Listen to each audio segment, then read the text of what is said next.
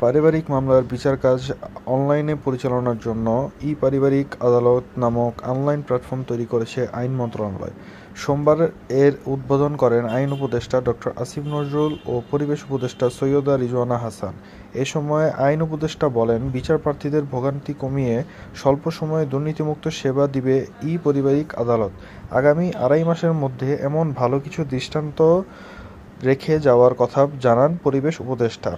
পারিবারিক মামলার বিচার কাজ অনলাইনে পরিচালনার লক্ষ্যে ঢাকা মহানগর দায়রা জজ আদালতে ই-পারিবারিক আদালতের উদ্বোধন করলেন আইন উপদেষ্টা ডক্টর আসিফ নজরুল ও পরিবেশ উপদেষ্টা সৈয়দা রিজওয়ানা হাসান। দেশে এই প্রথম চালু হলো কাগজবিহীন ই-পারিবারিক আদালত। অনুষ্ঠানে পরিবেশ উপদেষ্টা বলেন, নারী ও শিশুদেরকে বিচারিক সহায়তা দিবে অন্তর্বর্তী সরকারের যুগান্তকারী পদক্ষেপ ই-পারিবারিক আদালত। জনস্বার্থে একে টিকিয়ে রাখতে ভবিষ্যৎ সরকারের প্রতি আহ্বান জানান তিনি।